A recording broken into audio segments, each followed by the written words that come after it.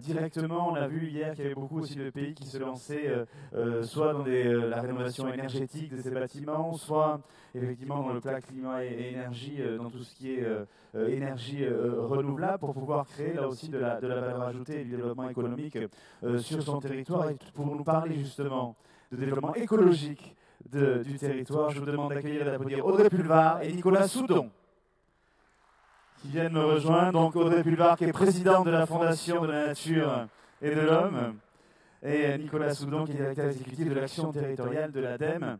Donc chacun, dans sa spécificité, va nous raconter un petit peu en quoi justement les territoires de projet que vous représentez sont un levier important pour cette transition, ce développement écologique des territoires. Peut-être Audrey Pulvar, bonjour. Bonjour, bonjour. Donc justement, vous en tant que président de la Fondation de la Nature et de l'Homme, qu'est-ce que vous attendez des territoires de projet qui sont en face de nous pour amplifier justement ce développement écologique? Je pense que dans territoire de projet, il y a tout. Parce qu'il y a le territoire, donc c'est évidemment l'ancrage, la proximité, le dynamisme des territoires et la décentralisation, qui nous est si chère en France, même si on a parfois l'impression qu'elle est remise en cause. Et puis, manifestement, beaucoup d'élus de collectivités territoriales se sentent un peu... on a la sensation que le dialogue ou le cordon est coupé avec la force centralisatrice, et que donc une partie de la décision leur échappe de plus en plus. Et puis, dans le projet, il y a évidemment expérimentation, concertation, consultation, implication des populations, et c'est un petit peu ce qui nous porte. Nous, ce qu'on attend des territoires, c'est plutôt ce qu'on a à apprendre des territoires à la Fondation. Moi, je me déplace beaucoup. Aujourd'hui, je suis avec vous là ce matin pour une petite heure, et ensuite je vais passer la journée à me déplacer dans Nancy et ses environs pour ce qu'on appelle une journée d'engagement dans le processus Mon Resto Responsable, qui est donc une garantie, un processus de garantie qui a été créé par la Fondation et dans lequel se sont engagés déjà 500 restaurants collectifs sur l'ensemble du territoire. Donc ce sont des restaurants dans des écoles, dans des collèges, dans des lycées, des hôpitaux, des crous universitaires, des restaurants administratifs. Et c'est une démarche qui est, je vais y revenir un petit peu plus longuement tout à l'heure, mais c'est une démarche qui, à mon sens, correspond tout à fait à l'expérimentation qu'on peut attendre d'un territoire de projet. Parce que c'est une démarche qui est très inclusive, qui est très positive, qu'on mène en collaboration avec Restoco et qui est déployée pour nous sur les territoires grâce à l'union des CPIE. Et nous portons comme ça plusieurs projets, plusieurs propositions de transformation de la société, que nous essayons, parce que c'est une préoccupation permanente pour moi, de confronter au réel. Parce que la Fondation, elle est organisée en 3 piliers, le pôle scientifique et technique, qui est donc notre think tank. On a une dizaine de jeunes très forts techniquement sur la proposition de transformation de la société, sur le transport, la mobilité, l'agriculture, l'alimentation, les institutions, le commerce international, etc. Et ça, ce sont des propositions de transformation qui concernent les territoires. Et puis on a le pôle d'action nationale et internationale qui porte sur le terrain des applications concrètes de ces propositions-là. Et après, il y a le conseil scientifique qui nous aide à formuler la proposition. Et je pense que pour moi, c'est très important que les propositions qu'on fait sur le papier, avec le pôle scientifique et technique, qu'on défend auprès des décideurs, qu'on défend auprès des cabinets ministériels, soient confrontées au réel sur le terrain. C'est ce qu'on fait avec Mon Resto Responsable, c'est ce qu'on fait avec d'autres dispositifs portés par la Fondation. Et je pense que les territoires, évidemment, j'ai l'impression d'enfoncer des portes ouvertes parce que c'est tellement ce qu'on répète, nous, à la Fondation, tous les jours, que les territoires ont évidemment un rôle décisif à jouer dans la transition écologique et solidaire. D'abord parce que c'est pour eux un levier de création d'emplois et d'emplois non délocalisables. C'est un levier de création de liens sociaux, de recréation de liens dans les communautés, parce qu'on est quand même dans des sociétés très individualisées où chacun est avec son écran. Et puis, c'est un outil de dynamisme. C'est un outil de dynamisme économique de nouveaux types, de nouveaux genres. C'est un outil d'attractivité également pour les territoires. Alors c'est vrai, on va peut-être revenir sur différents aspects. Je parlais tout à l'heure effectivement de transition, de rénovation énergétique des bâtiments, d'aménagement, mais il y a aussi l'agriculture, la gestion des sols, et évidemment la restauration collective en fait partie, parce que le circuit court qui permet aussi d'alimenter la restauration collective, ça permet aussi d'avoir un impact environnemental qui est non négligeable. Nous, on parle même de circuit de proximité, parce que le circuit court peut être très long, et le principe de Mon Resto Responsable, c'est vraiment de valoriser la production des agriculteurs, soit bio, soit en haute qualité environnementale, donc pas forcément bio, mais des agriculteurs qui ont un faible niveau d'intrants et qui ont une démarche très en harmonie avec la nature et une démarche dans le durable. Et l'idée, c'est vraiment de dynamiser pour eux le marché du territoire, et puis d'associer les collectivités locales, les convives, les équipes, etc. Il y a aussi tout l'aspect des mobilités, puisque là aussi, dans les territoires souvent ruraux, la question de la mobilité et du partage aussi de mobilité est une question importante. Ah, on est très, très impliqués, on est très actifs et très impliqués, très mobilisés sur les questions de mobilité, de transport, et avec vraiment cette préoccupation permanente d'abord d'une cohésion territoriale et ensuite d'une solidarité entre villes et territoires ruraux. Et nous, les solutions que nous portons sur les questions de mobilité, pour nous, elles ne sont possibles que si les territoires, les populations des territoires, les élus des collectivités sont très étroitement associés à la décision, si vraiment ils ont leur mot à dire. Et ensuite, pour nous, ça ne peut marcher, parce que la mobilité des transports, ce sont c'est des sujets très importants dans la question de la transition écologique et solidaire, dans la question de la diminution de nos émissions de gaz à effet de serre, mais ça ne peut marcher que si il y a une prise en compte très forte des différentes situations, des situations d'isolement ou d'éloignement dans les territoires ruraux, des situations au quotidien de personnes qui travaillent à 25, 30 ou 50 km de leur domicile. Et donc nous portons énormément de propositions sur les questions de multimodalité, de désenclavement des territoires, d'utilisation fine du numérique pour améliorer les dessertes, d'utilisation de l'autopartage, du covoiturage et plateformes d'autopartage de covoiturage. Tout ça crée de l'emploi et de l'activité, et en plus de l'activité circulaire qui donc a un impact positif sur l'environnement. Et puis on était très mobilisés, et on le reste, pour que quand je dis mobilisés, c'est-à-dire très en revendication, en demande, en mobilisation des populations et aux côtés des collectivités, pour que la réforme, la loi, pardon, j'allais dire la réforme de la SNCF, la loi mobilité prenne en compte la question des territoires.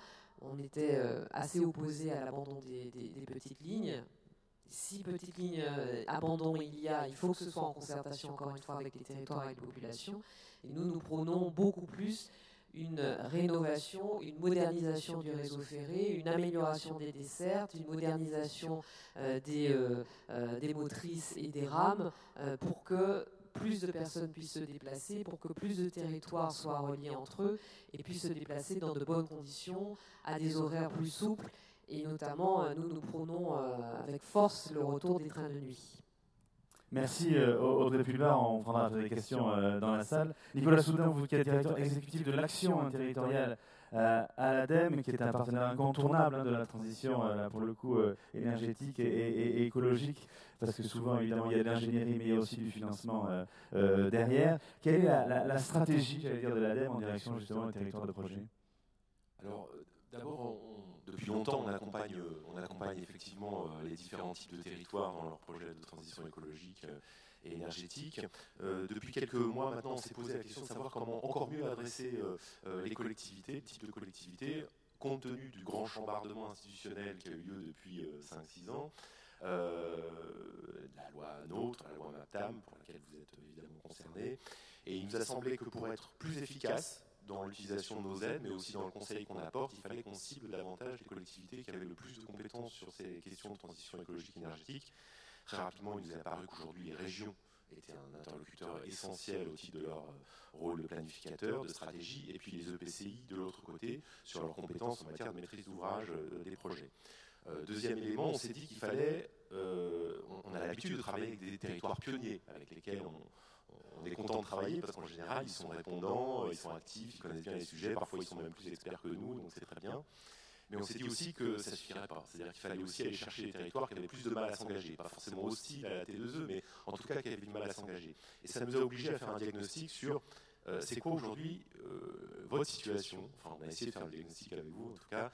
Comment vous prenez vos décisions aujourd'hui dans les territoires sur la transition écologique et énergétique. Et il nous est apparu qu'il y avait des contraintes fortes depuis une dizaine d'années, la crise de 2008 en gros, de nature sur la question des finances publiques. Hein, évidemment, la crise des finances publiques est passée par là, donc vous avez aujourd'hui un problème pour investir. Et pour autant Audrey Pulvar le disait très bien, la transition écologique et énergétique, elle passera par les territoires. Donc aujourd'hui, cette difficulté à engager des financements sur des investissements en matière de T2E, elle est évidemment problématique, d'où notamment notre rôle, mais pas que.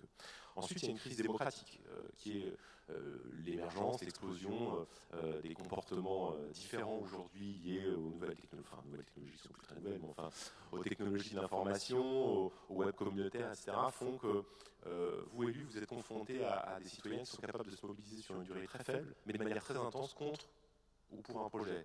Il faut être honnête, souvent c'est contre. Et puis les informations fourmillent sur Internet, parfois des vraies, parfois des fausses. Donc vous êtes confronté à une difficulté démocratique. Les projets en plus dépassent souvent l'échéance du mandat, donc on sait que c'est compliqué. Donc vous avez besoin de tiers de confiance pour éclairer le débat. Tiers de confiance comme les partenaires associatifs, mais aussi des acteurs comme l'ADEME ou d'autres types d'experts. Ensuite, il y a des problématiques techniques. On est conscient aussi que les projets sont de plus en plus compliqués, techniquement, et que vous êtes confronté à des entreprises qui viennent vous voir, qui vous proposent des solutions. Vous n'avez pas toujours les moyens de savoir si la solution est juste ou pas. Donc là aussi, vous avez besoin de tiers de confiance. Et puis, il peut y avoir des problématiques d'ordre juridique sur le montage des contrats. Donc aujourd'hui, vous êtes confronté, vous, élus, à des difficultés pour prendre la décision. Vous avez besoin d'éclairage.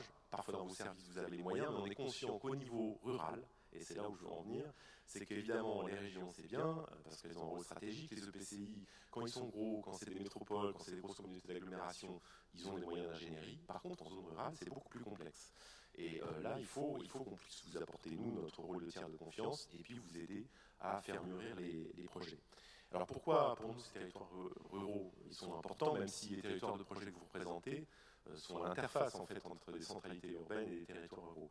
C'est important, mais je pense que vous en avez abondamment parlé, et puis vous connaissez le sujet par cœur, mais évidemment les centres urbains sont très consommateurs d'énergie, de fonctionnalités urbaines, ils sont très denses en fonction urbaine, de transport, de tout type. Ils sont consommateurs de matière, ils produisent beaucoup de déchets, ils sont consommateurs d'énergie, ils n'en produisent pas beaucoup parce qu'il manque évidemment naturellement un peu d'espace. Et derrière ces territoires, il y a les territoires périurbains et puis ruraux, dans lesquels, en revanche, il y a de l'espace qui peut accueillir des infrastructures productrices d'énergie, et en particulier, j'y pense, d'énergie renouvelable, mais aussi des exutoires, c'est mal dit, mais voilà, pour la gestion des déchets. Évidemment, on voit que le lien entre ces territoires ruraux ou périurbains et les territoires centraux est un peu déséquilibré. Et que là, il y a tout un métabolisme à réinventer, à contractualiser, à convenir, alors ça doit être du formel et de l'informel, pour essayer de trouver des fonctionnalités gagnant-gagnant entre les territoires ruraux et les territoires urbains. Et là, pour nous, évidemment, les PETR, les pays sont des interlocuteurs fondamentaux. Sans compter que nous, on a des moyens relativement limités, même si c'est important, mais relativement limités en région pour accompagner les territoires. On ne peut pas les accompagner tous.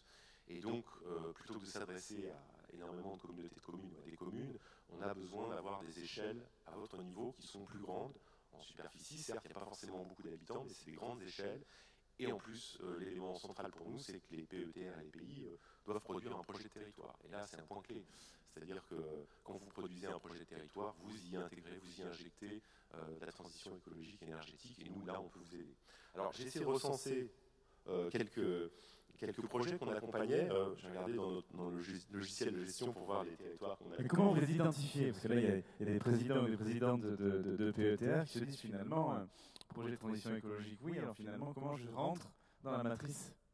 Eh ben, il y a plein de sujets, donc j'ai regardé. Il y a évidemment l'énergie. C'est plus particulièrement orienté sur l'énergie que sur les déchets, quand même, faut être honnête. Sur l'énergie, on vous accompagne pas mal pour les PCAET, puisque vous avez une compétence, enfin, pour une partie d'entre vous, pour l'élaboration des PCAET, qui sont donc une obligation pour laquelle beaucoup de collectivités sont malheureusement en retard. Donc on vous accompagne. J'ai l'exemple je ne sais jamais si c'est un pays ou un PETR, hein, mais comme c'est à peu près moitié-moitié dans nos aides, les Vosges saunoises.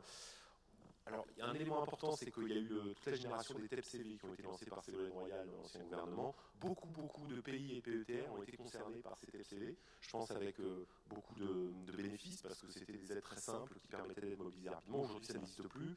Mais en tout cas, on vous a accompagné dans certains cas pour en renforcer l'effet de levier. Il y a eu des appels à projets territoires énergie positive aussi, et puis on accompagne les territoires dans des contrats d'objectifs sur l'énergie et le climat, par exemple le pays du Gâtinais. Ensuite, sur la maîtrise de l'énergie elle-même, il y a beaucoup de choses qui se passent sur le bâtiment, sur votre propre patrimoine en particulier. Donc on accompagne des audits énergétiques comme en Haute-Gironde par exemple, ou alors des thermographies comme en Balagne. Et puis, ça c'est vraiment le cœur de ce qu'on fait souvent avec vous, on vous accompagne dans la mise en place des espaces info-énergie, j'ai l'exemple de Grasse par exemple, ou dans des conseils en énergie partagée. Les conseillers en énergie partagée sont des personnes qui sont recrutées à l'échelle d'un pays ou d'un syndicat d'énergie pour apporter un conseil pour les petites communes pour l'amélioration de leur patrimoine bâti et la rénovation énergétique qui va avec. Donc j'ai l'exemple du Diepois, mais il y en a plein d'autres. Et puis des plateformes de rénovation énergétique, par exemple en Alsace, à Sonnengau. On travaille aussi sur la mobilité, pour mettre en place ou aider à mettre en place des ambassadeurs de mobilité. Et puis sur l'économie circulaire, encore une fois un peu moins importante dans les aides qu'on apporte, le tri des biodéchets, l'écologie industrielle, la tarification incitative par exemple. Donc au total, ça fait une soixantaine de contrats pour un montant à peu près de 7 millions d'euros aujourd'hui. Enfin, en cours aujourd'hui. Voilà. Allez, vos questions à Audrey Pulvar, présidente de la Fondation pour la Nature et pour l'Homme, et à Nicolas Soudon. N'hésitez pas, c'est toujours... on va passer la parole, voilà. Donc je vous demande de vous présenter, ça marche, ne vous inquiétez pas. Oui, bonjour, Olivier Aymon, vice-président de l'Union nationale des CPIE. Je voudrais attirer votre attention sur une question qui me paraît importante concernant la transition écologique, notamment l'accompagnement de la montée en puissance de cette prise en compte dans les territoires qui repose pour une bonne part sur une démarche d'animation territoriale, d'animation de projets, de relations humaines.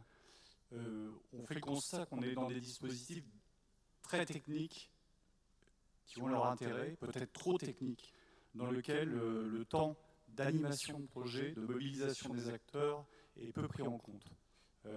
Et ça, c'est un problème rencontré sur les territoires et j'attire votre attention sur ce point-là. Merci Audrey, peut-être sur la concertation. Oui, bon alors évidemment sur les projets, bon, on travaille ensemble avec l'USCPIE, donc on est souvent ensemble sur le terrain, mais bon, sur les projets, évidemment il y a toujours une partie de technicité qu'il faut pouvoir expliciter, mais nous sur le terrain, bon, je reviens sur le dispositif Mon Resto Responsable. Aujourd'hui, je vais participer à l'engagement du CHU de Nancy, du centre de cancérologie, du conseil départemental qui est en cours. La mairie va bientôt s'engager. Je vais parfois sur des territoires, je pense par exemple au mois de juin, c'était l'Anjou, c'est tout le département qui avait basculé le même jour.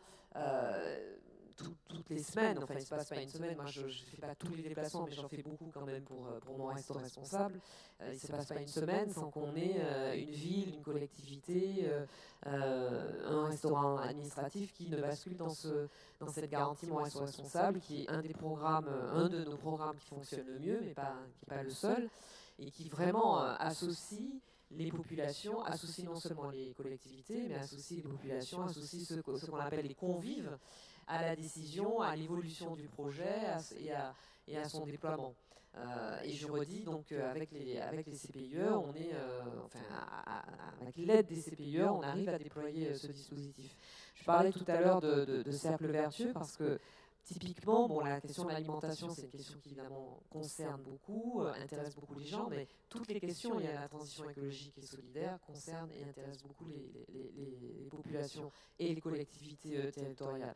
Mais là, voilà, typiquement, la garantie Mon Restaurant Responsable, c'est d'abord permettre aux restaurants collectifs d'avoir de nouveaux circuits d'approvisionnement et de s'approvisionner essentiellement en proximité auprès d'agriculteurs, de paysans, d'éleveurs qui leur fournissent des produits de grande qualité, locaux, de saison. C'est ensuite faire participer les collectivités territoriales au projet, par exemple pour ce qui concerne l'aide financière à l'équipement, en nouvelles machines, en nouveaux process, l'installation d'une légumerie dans le restaurant, l'installation de processus de récupération de l'organique ou des cartons, etc., l'élimination du plastique, de nouveaux modes de cuisson qui sont mis en place. Après, il faut former les personnels. Peut-être faire une rotation différente des personnels sur les différents postes, parce que évidemment quand vous éliminez du plastique, quand vous éliminez de la nourriture industrielle déjà préparée, quand vous remettez de la proximité, vous remettez de l'humain, vous remettez de la création pour les équipes, ne serait-ce que le fait de créer ces menus, mais vous enlevez aussi de la facilité, vous rajoutez de la main-d'œuvre, vous rajoutez du travail mécanique répétitif. Donc il faut repenser l'organisation du travail. Dans la garantie, il y a aussi la question des produits ménagers qui sont utilisés, qui doivent être éco-responsables, qui doivent être durables. Et au bout, vous avez des convives qui sont contents parce qu'ils ont été associés au processus du début à la fin, parce que dans leur assiette, ils ont des produits de meilleure qualité, qu'ils mangent mieux, que c'est meilleur pour la santé, que c'est meilleur pour l'environnement, et que ça ne leur coûte pas plus cher, parce que la récupération de marge sur le gaspillage fait que, à la fin, le plateau ne coûte pas plus cher aux convives. Ça, c'est un projet qui s'étend sur le territoire. Je vous dis, on est à 500 restaurants collectifs aujourd'hui engagés, et ça continue, et ça continue, et ça continue, parce qu'en plus, ils se parlent les uns les autres, et ils s'entraînent les uns les autres. C'est un projet qui fonctionne, parce que les collectivités sont hyper engagées, mais pour lesquelles, je parlais tout à l'heure de la relation avec l'État, il faut quand même une intervention, quand ça va vraiment prendre encore plus d'ampleur, il faut quand même une intervention de l'État, et c'est pour ça que nous poussons la proposition d'un bonus bio et local, qui serait qu'on a évalué si il concernait l'ensemble des restaurants scolaires de France et l'ensemble des EHPAD à 330 millions d'euros par an.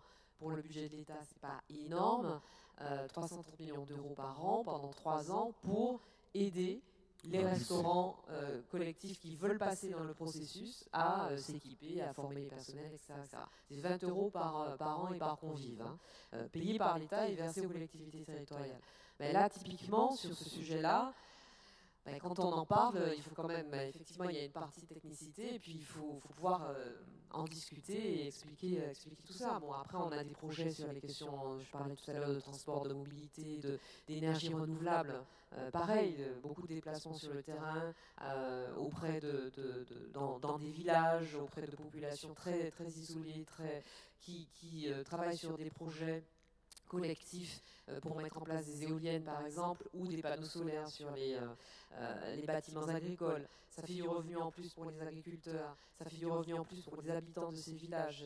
On a typiquement une installation, j'ai visité une installation dans le Tarn, un village de 160 habitants, essentiellement des personnes âgées isolées, qui se sont mobilisées, qui se sont cotisées, qui sont rentrées dans ce projet, et qui alimentent avec ce projet 2 villes de 1500 et 2000 habitants tout autour, et ça leur fait un revenu en plus, et ça crée encore du lien social, et ça crée ça crée autre chose comme quotidien que l'ancien système qu'il nous faut absolument mettre en cause aujourd'hui. Le rapport du GIEC, on l'a encore dit, est clair. Ouais. Merci Audrey. Autre question. Alors, on a parlé de Balagne tout à l'heure, alors je sais que notre président corse. Ça marche. Oui, la Balagne a mis en place un projet magnifique. Nous, notre PETR, donc, dans le sud-est, n'a qu'un an d'existence. Donc, on a un PAT, un projet alimentaire territorial, on a bien avancé. Moi, je souscris tout à fait à ce que vous avez dit, l'une et l'autre. Simplement, sur les matériaux et sur les appels d'offres publics. Quand on arrive à l'isolation des bâtiments, etc., il y a 3 matériaux, chez nous, par exemple, mais ailleurs aussi, le liège, la laine de brebis et la filière bois et la pierre sèche.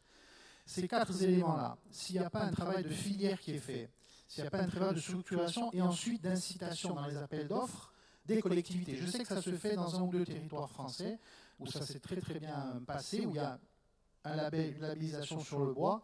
Donc ça, c'est le premier élément que je voulais donner par rapport à ce que vous disiez. Ensuite, quand vous avez parlé, moi je sais qu'en Balagne, notamment l'animation de l'ADEME, c'est impeccable, ils ont pu prendre un chargé de mission dédié. Mais là, on revient au débat d'hier, il faut que l'État et la région reconnaissent les PETR et leur donnent les moyens d'ingénierie. Sans ingénierie, on ne fera rien. Et ça, ce n'est pas de votre ressort. C'est le ressort de l'État et des régions. Ça, c'est le premier point. Le dernier point, pour revenir à la transition écologique, je ne parlerai pas des déchets parce qu'en Corse, on en rêve toutes les nuits, c'est une catastrophe. Et ça aussi, c'est parce qu'on est allé dans des systèmes qui n'ont pas respecté les petits territoires. On est allé sur des camions de plus en plus gros, qui ne passent pas dans les ruelles des petits camions. À Capanor, en 2008, en Toscane, ils faisaient le porte-à-porte avec des ânes pour faire le tri sélectif au porte-à-porte en 2008. Bon. Donc ici, on a un retard au niveau des mentalités, et puis au niveau aussi des gros groupes qui ont mis la main mise, et où l'État et le public ne décident plus. Et je vais prendre le dernier exemple, le dernier point. Dans les îles, l'eau et le soleil, ce sont des biens précieux. Et dans les îles de la Méditerranée, encore plus qu'ailleurs. La Slovénie a inscrit dans sa constitution l'eau comme un droit. L'eau ne peut plus être privatisée en Slovénie. Nous, aujourd'hui, on a une société qui s'appelle Kirnolia, c'est un beau dérivé de Veolia, qui est en train de s'accaparer pour l'euro symbolique tous les travaux que nos ancêtres ont faits depuis des décennies, avec des captages en pierre sèche dans la roche, que nous avons financés. Et aujourd'hui, ce que nous avions dans les petites communes, qui était la qualité de vie, où on avait de l'eau potable sans avoir besoin de la chlorer, à un prix défiant toute concurrence, eh bien aujourd'hui, on n'aura même plus ça. Et donc, moi, je dis qu'il faut qu'on ait une réflexion là-dessus, sur ces éléments fondamentaux qui appartiennent au patrimoine mondial même, au-delà de ce que nous sommes chacun dans nos territoires, chacun dans les pays respectifs. Et là, je crois qu'il y a vraiment une réflexion. Il faut que le politique revienne au centre de ces décisions et de ces dispositifs. Il faut un partenariat public-privé, mais aujourd'hui, on va trop dans l'inverse. Voilà. Merci. Peut-être sur la structuration, Hélène, la structuration de filière et à l'ingénierie, Nicolas Soudon et après Audrey. Oui, sur l'ingénierie, je partage votre sentiment. Évidemment, la difficulté, c'est de pouvoir accéder à une ingénierie dans vos structures qui sont souvent, je lisais le rapport de la NPP, là, composé d'environ 5 ETP en moyenne. Donc évidemment, c'est compliqué. Donc c'est plutôt faire appel à l'ingénierie sous forme de bureau d'études. Donc ça, l'ADEME, dans certains cas, peut vous y aider. Mais je reviens sur la question de l'animation. L'animation, précisément, c'est souvent là-dessus qu'on aide, nous, par la mise à disposition du financement de postes qui permettent de faire cette animation. C'est probablement pas suffisant et je reconnais que c'est effectivement très important. Il y a un troisième obstacle, je pense que vous rencontrez, mais vous en avez peut-être parlé dans d'autres cercles, c'est la problématique de votre gouvernance.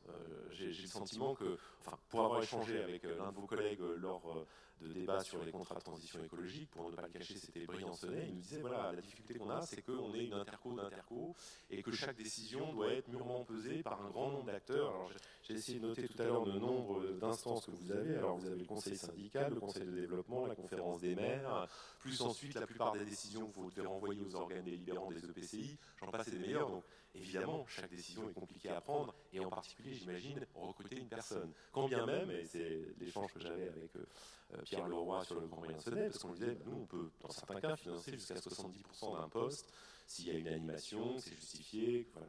Il nous disait, mais les 30% restants, on ne va même pas pouvoir faire avaler ça à nos élus, quoi. Donc on va bien y arriver. Et c'est un problème, bien entendu. Alors même qu'il y a un contrat de transition écologique, un projet très intéressant, sur un territoire exemplaire, etc. Audrey ? Oui, un mot rapide sur la question de la Constitution et l'eau dans la Constitution. Voilà, typiquement, ça fait partie là aussi des combats que nous menons à la Fondation. Je vous parlais tout à l'heure des institutions dans tous les sujets que j'ai listés sur lesquels on travaille. On a été beaucoup insistant et beaucoup et très mobilisé, j'ai presque envie de dire à la manœuvre, mais de façon positive, pour que le climat et la biodiversité soient inscrits à l'article 1er de la Constitution et de façon contraignante. Donc nous avions obtenu un 3/4 de succès, on va dire, déjà en obtenant que le climat et la biodiversité, et pas seulement le climat, soient inscrits à l'article 1er du projet de réforme constitutionnelle.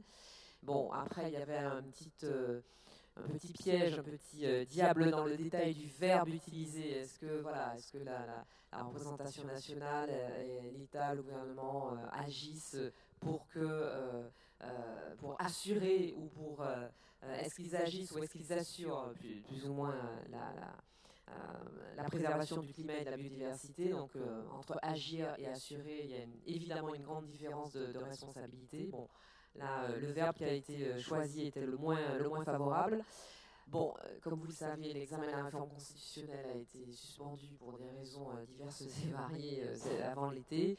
Il devrait reprendre en janvier-février, on verra ce qu'il en reste, mais il est évident pour nous qu'il est très important de constitutionnaliser de façon forte et contraignante ces sujets-là, parce que ce serait aussi pour nous le meilleur moyen de rendre contraignant l'accord de Paris. On en parlait encore hier avec le GIEC, enfin le rapport du GIEC, ce fameux accord de Paris qu'on brandit comme comme un sensuaire, et non seulement contient énormément d'exonérations pour les secteurs les plus polluants, mais en plus n'a aucun caractère contraignant. C'est simplement de la bonne volonté, de l'engagement, et on voit bien, il date de 2015, on est en 2018, on voit bien le temps qui a été perdu en 3 ans, et à quel point les principaux États signataires, enfin tous les pays, mais les principaux États émetteurs signataires de cet accord sont loin des objectifs qu'ils s'étaient eux-mêmes fixés. Donc c'est particulièrement important, évidemment, et ça fait partie des sujets sur lesquels la Fondation est extrêmement mobilisée. L'environnement entre de plus en plus dans les constitutions du monde entier. Il y a de plus en plus de constitutions dans le monde entier qui font entrer dans leur constitution l'environnement, la préservation de la biodiversité à des niveaux plus ou moins, encore une fois, plus ou moins contraignants. Bon, en 2 secondes, je reparle d'un séjour que je viens de faire au Burkina Faso, mais qui n'est pas le premier, puisque le conseil scientifique de la Fondation, une partie du conseil scientifique de la Fondation s'est engagé dans un travail de long terme, de longue haleine avec le Burkina Faso. Mais lors de mon dernier déplacement, là, il y a 2 jours, j'ai non seulement revu des autorités du Burkina, mais aussi des gens, des Ghanéens, mais aussi des Kenyans, mais aussi des Sénégalais, mais aussi des Rwandais. Et pour eux, il ne fait absolument aucun doute qu'il faille changer de modèle, qu'il faille pour adopter un modèle différent de celui qui est le nôtre. Et surtout, il ne fait aucun doute que le climat et la biodive doivent absolument être constitutionnalisés. Ils le font de façon beaucoup plus ambitieuse que nous, et par exemple, en mettant dans leur constitution le crime d'écocide. Il nous reste 8 minutes, donc on va essayer de prendre 2 questions. Madame, et après monsieur. Oui, Laure Linérar du PETR du Pays Barrois, donc zone assez rurale, mais pour autant on a une communauté d'agglomération qui est obligée de faire un PCAET. Et je voulais intervenir à l'intention de l'ADEME. On a souhaité faire à l'échelle du PETR, dans la poursuite d'un plan climat qu'on avait déjà mis en place depuis 2008, porter un PCAET commun pour nos 3 collectivités. Et on nous a répondu ah ben non, on ne peut pas vous financer puisque vous avez un obligé dans vos EPCI membres. Et donc, débrouillez-vous. Alors évidemment, les 2 autres EPCI qui étaient favorables à une mutualisation, on dit nous on ne va pas payer pour ceux qui sont obligés. Si vous ne pouvez pas aller décrocher la subvention pour venir compléter la participation des EPCI, nous on ne fait pas. Donc c'est vrai que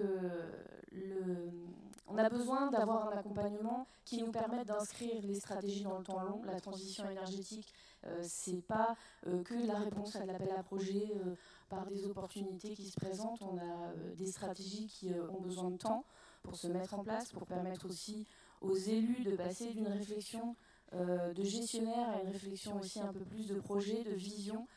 Parce que aujourd'hui dans leurs EPCI avec les fusions ils sont plus à se demander s'il faut faire comment on harmonise l'ATEOM et l'AREOM, et donc les stratégies sont plus compliquées à mettre en place. Et je voulais juste dire quand même que les bureaux d'études c'est bien, mais qu'on a besoin de faire financer l'ingénierie qui est dans les PETR. Les 5 ETP qui sont dans les pays peuvent suffire à mettre en place et à accompagner l'animation des territoires. Mais pour ça, on a besoin du petit coup de pouce pour venir compléter le financement des EPCI. Nicolas Soudan. Oui, la question de l'accompagnement des PCAET est une question importante. Effectivement, l'ADEME n'a pas vocation, a priori, à soutenir financièrement des choses qui sont devenues obligatoires. Sinon, on n'en sortirait plus. L'ADEME est un opérateur qui travaille sur l'incitation. Ce qui relève de la loi relève de la loi. C'est un peu bête comme raisonnement, mais en même temps, comment faire si on se met à subventionner des choses qui sont obligatoires dans la loi? À un moment, on n'en sortira plus. Nous, on doit soutenir le coup d'après. C'est-à-dire, à la limite, par rapport à une implication dans un PCAET, ce que nous, on peut accompagner, c'est des choses qui vont plus loin.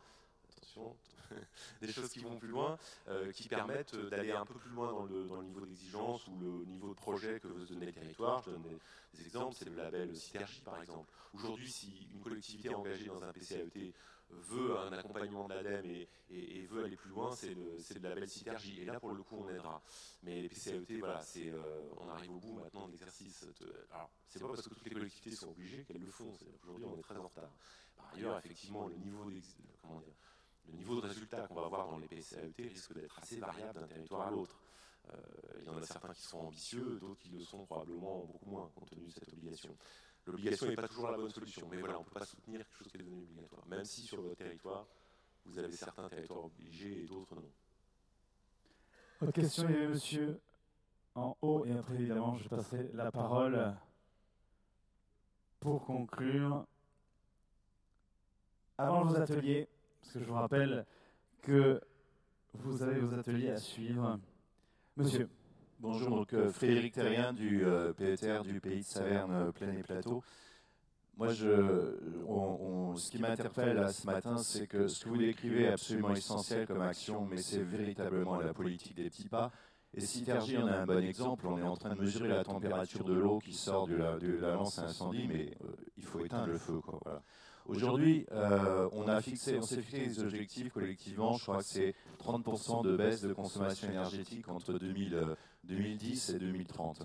L'OPEX, l'Office parlementaire d'évaluation des choix scientifiques et technologiques, a sorti une note là en juillet où il dit que sur la rénovation, par exemple, si on pense que certaines années en nombre de rénovations, on est à peu près dans les purs, en baisse de consommation d'énergie, on a baissé de 1% entre 2009 et 2016. Est-ce que la question est simple, mais j'attends pas de réponse malheureusement, mais plutôt une interpellation. Est-ce que vous pensez que comme ça, on répond, à l'appel du ministre de la Transition énergétique quand il a démissionné, 2, à l'appel du GIEC la nuit dernière, et sinon, qu'est-ce qu'on fait, et quand, et comment? C'est pas vous, mais vraiment, on chipote pour des postes, mais c'est carrément de l'ingénierie financière qu'il faut faire. La Caisse des dépôts ou les banques sont pleines d'argent qui sert strictement à rien, c'est de l'argent qui dort, je crois 4 000 milliards en France d'argent qui dort, il en faut moins que ça pour réussir la transition énergétique. On passe à l'action quand il y a le feu. Chirac n'était peut-être pas le plus grand écolo du monde, le disait en 1995 de mémoire. On fait quoi quand? Nicolas Soudon.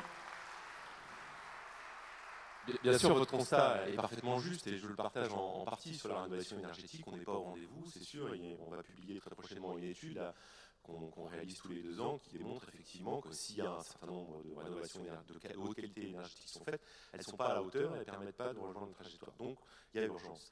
Après, le problème, c'est que si on partage le constat, en même temps, nous, voilà, il faut qu'on agisse concrètement avec des dispositifs, des outils.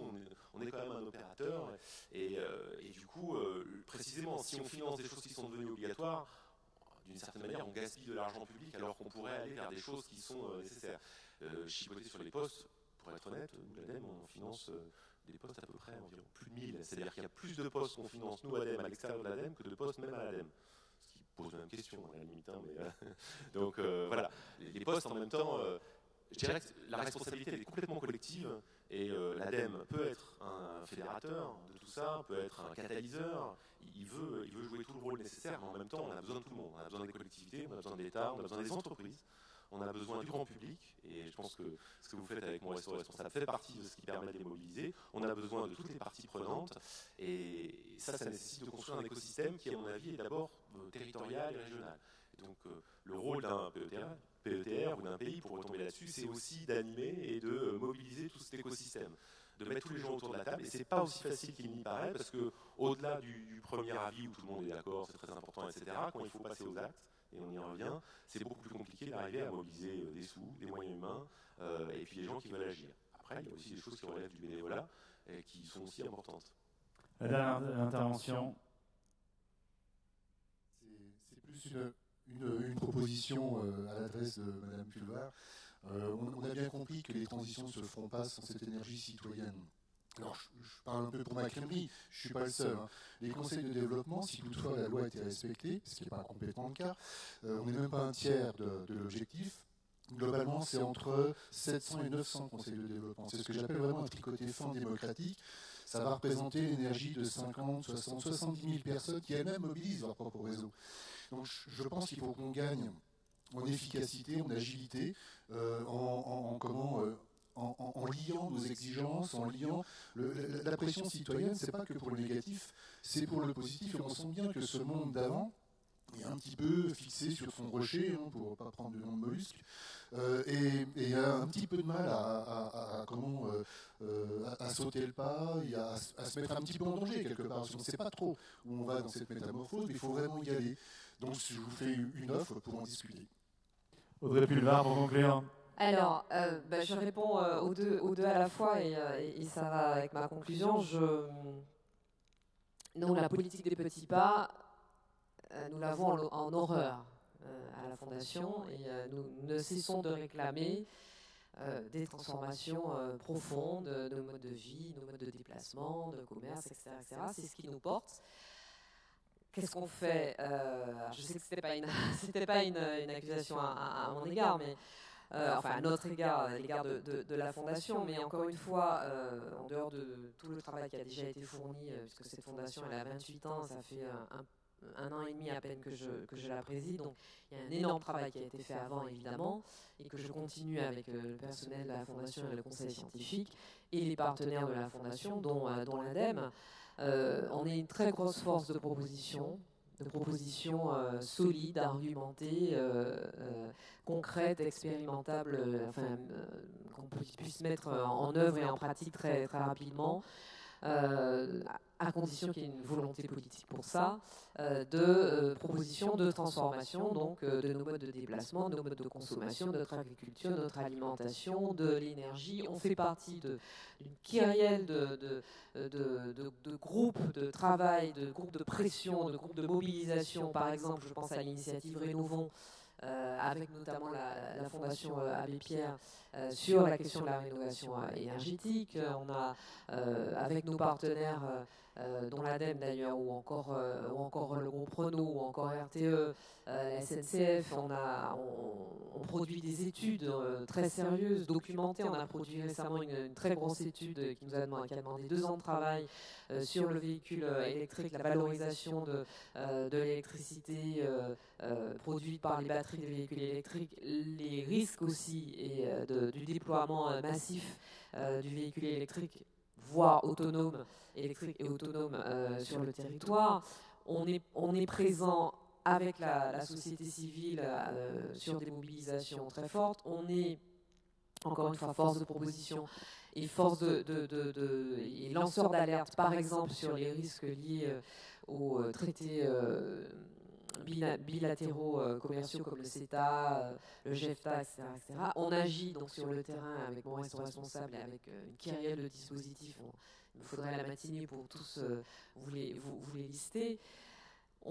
En ce moment, on essaie de beaucoup mobiliser, en tout cas de faire beaucoup de bruit et de beaucoup mobiliser les parlementaires sur la question de la redistribution du produit de la taxe carbone, parce que c'est quand même l'injustice totale, cette taxe carbone qui était quand même une taxe créée pour financer la transition écologique et solidaire, qui frappe l'ensemble des ménages, et singulièrement, puisqu'elle concerne les produits issus du fossile, singulièrement les classes populaires et les classes moyennes les moins favorisées. Cette taxe, dont sont exonérés les secteurs les plus polluants ou exonérés ou à une taxe plafonnée, alors que ce n'est pas le cas pour le particulier, eh bien, le produit de cette taxe, pour le moment, sert à financer le CICE et à financer les baisses d'impôts, voire les suppressions d'impôts comme l'ISF. Alors que le montant du produit de la taxe carbone estimé pour le moment est de 30 milliards d'euros sur le quinquennat, 3 milliards d'euros pour cette année. Nous militons, nous mobilisons pour que ces 30 milliards d'euros soient dévolus à l'accompagnement des ménages les plus modestes et des classes moyennes, à l'accompagnement des TPE et des PME sur les territoires, pour la rénovation énergétique, pour la mobilité, pour une meilleure restauration collective, pour une protection des personnes les plus précarisées par l'impact du réchauffement climatique. Bon, on mobilise sur ces sujets-là. Et les transformations que nous portons avec notre pôle scientifique et technique, ce n'est pas des petits pas, hein, c'est des transformations radicales que nous essayons d'expérimenter ensuite sur les territoires avec nos différents dispositifs. Et ce qui est pour nous très important, c'est que la transition écologique et solidaire que nous portons, elle ne peut se faire sans les territoires. Et c'est ce que vous expérimentez dans les territoires qui démontre sa faisabilité.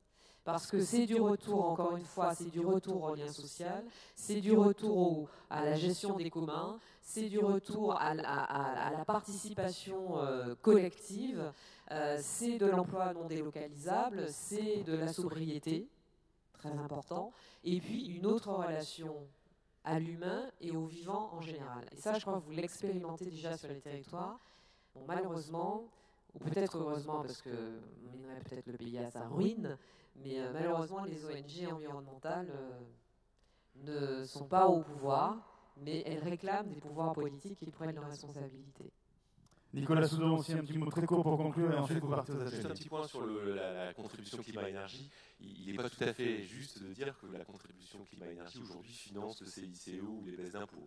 La contribution climat-énergie, elle est versée au budget général, le budget général qui est dans un équilibre donné, etc. Ce qui n'enlève rien au fait que, éventuellement, la revendication qu'une part de cette contribution climat-énergie soit ensuite utilisée pour le financement de la transition écologique peut être une revendication juste et légitime. Non, mais à Bercy ne se cache pas du fait que le produit de la taxe carbone va servir, et sert déjà à compenser le CICE et les baisses d'impôts. Ouais, notamment la taxe d'habitation.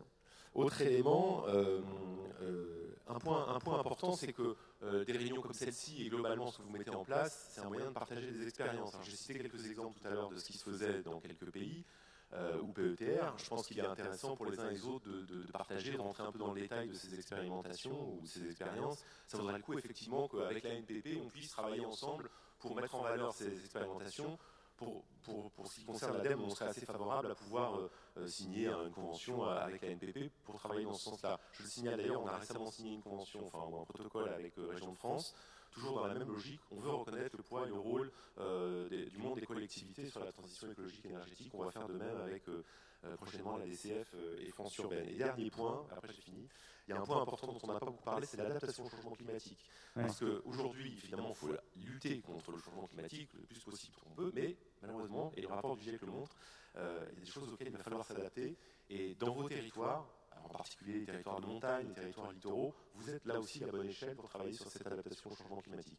Et nous, pour le coup, à l'ADEME, on veut aussi monter en charge là-dessus. Voilà. Mot de conclusion du président de la NPP, Raymond Val, avant vos ateliers. Je ne souhaitais pas conclure. Je voulais simplement prendre la balle au bond, puisque nous étions rencontrés rapidement, M. Soudon. Et finalement, je pense qu'il serait dommage que nous ne fassions pas un bilan des TFCV. Ce serait peut-être l'occasion de signer une convention pour qu'on puisse vraiment tenir compte des expérimentations qui ont été faites, des résultats. Et c'était un challenge quand même, puisque l'objectif, c'était que le territoire devienne en quelque sorte autosuffisant en énergie renouvelable. Donc je crois que ce serait dommage qu'on ne puisse pas faire un bilan de cette opération. Mais ma question était plus large, et je voulais savoir si vous envisagez, ou si vous pourriez réfléchir à accompagner la transition agricole. Puisqu'il y a là, aujourd'hui, un challenge important qui a été évoqué tout à l'heure en parlant des filières de proximité. Les collectivités vont se lancer à fond dans la problématique de fournir à leurs établissements des produits bio, enfin des produits issus de l'agriculture au moins raisonnés. On aura de gros problèmes. La région Occitanie s'est penchée à travers l'Assemblée des territoires sur ce problème. Comment aider au financement de ces filières courtes de proximité, dans les investissements nécessaires parfois pour aller jusqu'au marché. Mais on va rapidement avoir un problème dans cette production. Et ce rendez-vous du bio, est-ce que ce n'est pas l'occasion d'accompagner cette transition agricole sous couvert ou sur des sols vivants qui participent au piégeage du carbone. Il y a des expériences qui sont déjà engagées par un secteur privé. Est-ce que vous pourriez réfléchir à l'accompagnement de cette transition en prenant quelques territoires d'expérimentation? Parce que, effectivement, les territoires ont toujours une partie agricole. Il y a très peu de PETR qui n'ont pas de surface de production. Et je pense qu'il y aurait là un champ qui permettrait de sauver d'abord des agriculteurs, mais aussi de participer donc à ce challenge aujourd'hui que le GIEC nous a posé avec une acuité qui nous a à tous un petit peu assommés. Merci. La question est importante, on va essayer de faire très très court. Nicolas Soudon. On y travaille déjà beaucoup. Et on va continuer à y travailler, ça fait partie des pistes prioritaires. Je signale, en Grand Est, on a travaillé notamment sur un outil qui s'appelle Climagri, qui est un outil qui permet de faire un diagnostic complet du territoire sur les enjeux effectivement d'agriculture durable. Voilà. Simplement, nous, effectivement, on soutient la conversion des territoires, et notamment avec cette proposition de bonus dont je vous parlais tout à l'heure. Merci, on peut applaudir Audrey Pulvar, présidente de la Fondation pour la Nature et l'Homme, et Nicolas Soudon, directeur exécutif de l'action territoriale de l'ADEME. Vous avez vos ateliers pendant 2 heures et nous on se retrouve ici à 14 heures précises pour parler de financement de fonds européens et avec la présence de Chantal Joannon. Très bon atelier à tous et à toutes.